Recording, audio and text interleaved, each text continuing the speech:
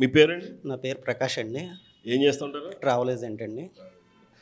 ఇప్పుడున్న రానున్న ఎలక్షన్స్‌లో ఎవరు సీఎం అవ్వబోతున్నారు? ఎవరు పార్టీ ఏ పార్టీ అధికారం చేపట్టబోతుంది? నాకు తెలిసి 2019లో జగన్మోహన్ రెడ్డి వచ్చిన కాడి నుంచి ఆంధ్రప్రదేశ్‌లో టూరిజం అయన్నీ వెనక్కెళ్ళిపోయినాయండి. మన టూరిజం మినిస్టర్ కూడా టిక్‌టాక్‌లు అయి చేసుకుంటుంది గానీ, అభివృద్ధి అయితే ఎక్కడా లేదండి.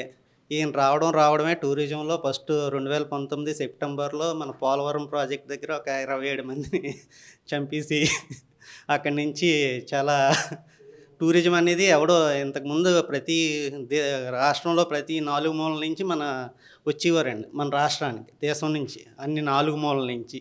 కానీ ఇప్పుడు ఎవరు వచ్చే ఛాన్సే లేదండి. ఇక్కడ ఏమీ లేదు, అభివృద్ధి లేదు, ఏమీ లేదు, చూడటానికి కూడా ఏమీ లేదు. ఈ ముఖ్యమంత్రి వెళ్ళిపోతేనే గానీ మన రాష్ట్రం అభివృద్ధి అయితే జరగదండి.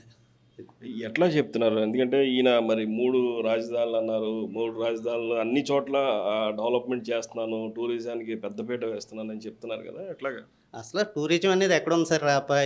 ఇంతకుముందు ప్రతి రాష్ట్రం నుంచి మన రాష్ట్రానికి పోలవరం ప్రాజెక్ట్ చూడటానికో, పాపికొండలు చూడటానికో ఎవరో ఒకళ్ళు వచ్చేవారండి. పర్యాటకులు వచ్చేవారండి. మా బిజినెస్ కూడా బాగా అభివృద్ధి ఉండేదండి 2019 ముందు. ఈయన వచ్చిన కాడి నుంచి ఒక్కళ్ళు కూడా వచ్చే ఛాన్సే లేదండి. బాగా కుదేలైపోయిందండి. ఒక్క చోట కూడా ఈయన చేసింది లేదండి ఎక్కడాను. అది. రాజమండ్రి చాలా పెద్ద టూరిజం స్పాట్‌గా వెలిగిపోతుందని చెప్పేసి చెప్తున్నారు కదా! మరి దాన్ని ఎలా చూస్తారు? సార్ పర్యాటకులు వస్తేనే కదండి టూరిజం స్పాటో కాదో ఇప్పుడు గోవా ఉందండి. ఎంతమంది వెళ్తున్నారో, ఎంతమంది వెళ్ళట్లేదో మనకు తెలుసు. రాజమండ్రి వచ్చేవాళ్ళే లేరండి అసలను. ఏదో సెలవులకి శనివారం వచ్చి ఆదివారం వెళ్ళిపోయేవాళ్ళే తప్పించి వేరే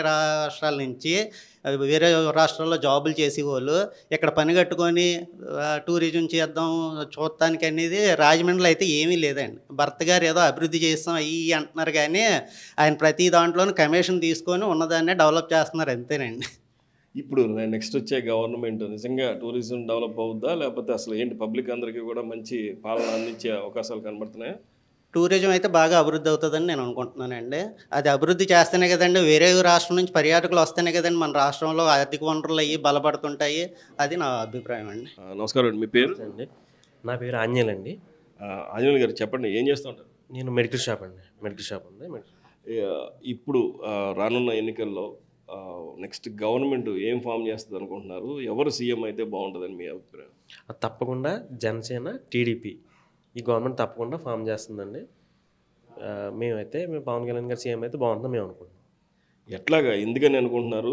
ఇప్పుడు ఎన్నో పథకాలు స్వయంగా మొత్తం అందరికీ కూడా మహిళలకు కావచ్చు, ఆటో డ్రైవర్లకు కావచ్చు, అమ్మఒడి కావచ్చు, రకరకాల నాడు నేడు అనే స్కూల్స్ ఇన్ని డెవలప్మెంట్ మీన్స్ సంక్షేమ కార్యక్రమాలు ఎక్కువ జరుగుతున్నాయి కదా!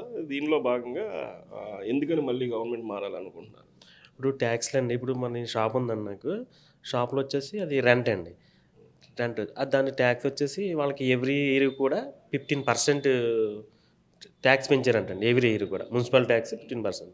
వాళ్ళు ఏం చేస్తారంటే ఆటోమేటిక్గా మాకు షాప్కి రెంట్ పెంచేస్తున్నారు. మాకు వచ్చిన ఖర్చులు కూడా పెరిగిపోతున్నాయి కదండి. అలా ఎన్ని పథకాలు ఇచ్చినా వాళ్ళకి పథకాలు వస్తున్నాయి కదండి, దానికి తగ్గట్టుగా ఖర్చులు పెరిగిపోయినాయి బాగా. ఎవరు కూడా దాన్ని పథకాలు మాకు వస్తున్నాయని చెప్పేసి అంత హ్యాపీగా ఎవరు లేరండి. ప్రజలు ఎవరు కూడా లేరు. ఇప్పుడు మీరు ఫోను పట్టుకుని నన్ను అడుగుతున్నారు కదా, అలాగే నేను బయట చాలామందిని అడుగుతూ ఉంటాను. అడిగితే వాళ్ళు కూడా చెప్పేది ఏంటంటే గవర్నమెంట్ అసలు బాగోలేదని, వాళ్ళ ఇబ్బందులు ఇది చెప్పి ఖర్చులు పెరిగిపోయినాయి అని చెప్పేసి చెప్తున్నారు. కాబట్టి దీన్ని బట్టి ఏంటంటే ఎట్టి పరిస్థితుల్లోనూ కూడా వైఎస్ఆర్ కాంగ్రెస్ పార్టీ చాలా వ్యతిరేకంగా ఉందండి బయట. మేము కూడా అడుగుతూ ఉంటాం చాలా వ్యతిరేకంగా ఉంది. నాకైతే రేట్లు అవి పెరిగిపోయి, ఖర్చులు పెరిగిపోయి, పథకాలు కూడా ఎవరు కూడా ఇది అవ్వట్లేదండి. ఇప్పుడు ఇన్ని పథకాలు అంటున్నారు కదా, ఇప్పుడు మన 5 రూపాయలకి అన్న పెట్టారు కదండి అన్న క్యాంటీన్, మరి అది ఎందుకు తీసేసారండి ఇన్ని పథకాలు పెట్టినప్పుడు?